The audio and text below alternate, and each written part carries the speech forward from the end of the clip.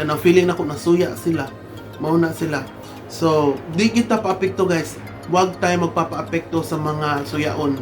Malipay ganita guys, kaya ano, there are one of our viewers. Unya, counted na sila. Bisa pag mo thumbs down na sila, counted gyapon na sila sa views. So, hi guys, this is Koy Samson. Welcome back to my channel.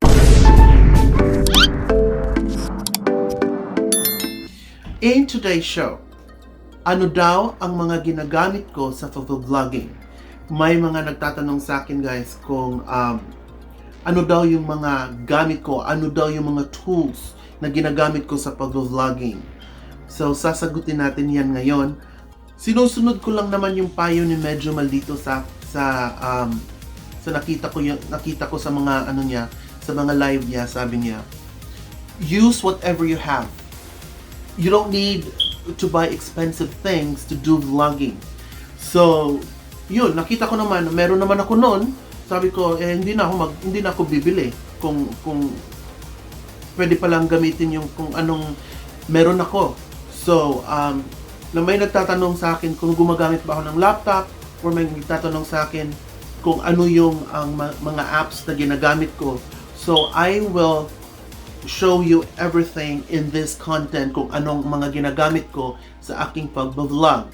And also, bakit ako nag-vlog? Because I thought it's fun. And now I'm enjoying it.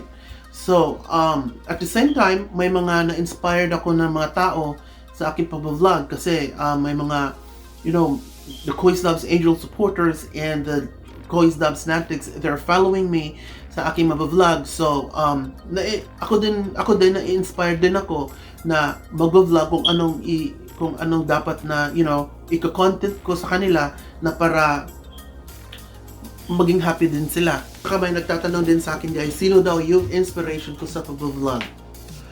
Well, yung inspiration ko sa vlog, yung mga taong sumusuporta sa akin. Yung Koy Loves Angels na nandyan talaga sila, hindi ko sila ma-mention isa-isa pero alam ko, kilala ko sila. At saka may nagtatanong sa akin, sino ang nag-influence sa akin? So it's very obvious guys, in-influence ako ng Visaya Vlog Squad, especially Medyo Maldito. So si Medyo Maldito, siya yung nag-influence sa akin. Kasi noon, isa akong taga-subaybay sa mga live niya. At saka doon niya ako na-notice sa pagsisend ng stars sa kanya. Kasi may mga libre naman akong stars from Facebook. Well, actually, yung stars ko guys, libre yun from Facebook. Kasi meron akong page na, it's a business page na umaabot na sa mahigit 15,000 followers. So, nakakalibre ako ng mga stars. So, yun din yung ipapadala ko sa kanila. So, doon ako na-notice. So, from Medyo Maldito, doon nakilala ko na sina Jasper Amoring at iba pa. Sina Glester at saka yung mga kasamahan nila sa bahay. At saka, they're fun guys. Talagang, they're good people na pwede kong, you know, hinga ng advice anytime. They will give me advice. Especially Jasper. Kasi, may mga tanong ako sa kanya, sasagutin niya. So, yun.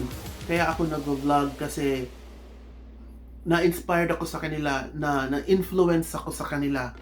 So, yun. Naging masaya ako sa pag-vlog ko at saka masaya ako dahil nalampasan ko yung requirements ni YouTube at naging monetize na din yung channel ko nang dahil din sa aking hard work. Kasi pag ano lang guys you need to work hard for it. Kasi yung mga idols natin nandyan lang sila, tutulong sila sa atin. Tutulong talaga yan sila sa atin. So it's up to us to work kasi para maging monetize tayo. So sa lahat ng gustong mag-vlog dyan, ipapakita ko sa iyo ang aking tools kung paano ako nagsimulang mag-vlog. So ayun guys, ang ginagamit ko sa aking pag-vlog ay cellphone. Android phone. Ito yung ginagamit ko sa camera. At saka, meron din akong isang phone na itong ginagamit ko ngayon ng camera, Android phone din yan. It doesn't matter kung anong brand ng phone mo. As long as my camera pwede na yan as long as you can download the app na dun ka din mag-i-edit. Kasi wala akong laptop eh. I mean, I have laptop but I don't use it as editing kasi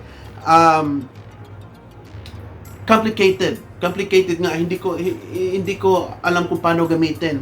So ipapakita ko sa inyo guys kung anong app na ginagamit ko sa pag-i-edit. So ito yung app na yan.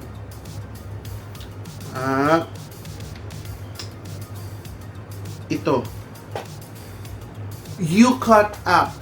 Ito very simple guys. Simple lang talaga siya na app. Ito. So, lahat ng gusto niyong tools nandyan na siya. Hindi siya, ano siya guys, users friendly talaga siya na app. So, ibabasahin nyo lang, malalaman nyo kung anong magagawin nyo. Yun lang ang ginagamit ko. At saka, meron din akong ganito. This one, ito may microphone siya kung nasa outdoor ako. So ito yung ginagamit ko. Ito lang yung binibili ko kasi meron na akong dalawang phone, so hindi na ako bumibili ng kung ano-ano pa. At saka may ring light. So yan lang po ang ginagamit ko. Yung ring light na yan, matagal ko nang binili yan, yung TikTok time pa na hindi naman ako marunong sumayaw. So so yan. So hindi na ako masyadong naggumagastos pa sa aking mga tools for vlogging.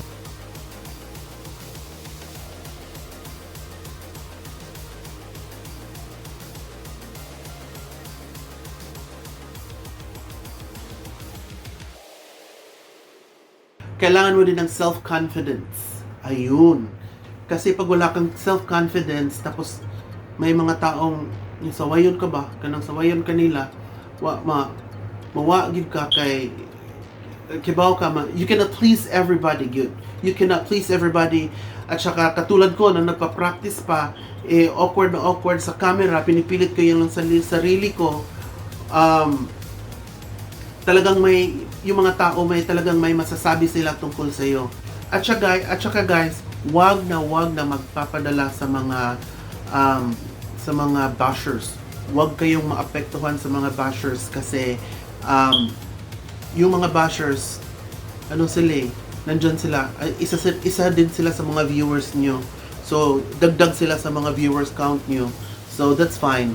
So, nandyan lang yung mga suyaon ng mga tao. Okay na siya guys. Kaya mo na siya makakuan nato ba, makastrong kung unsa ta kay kanang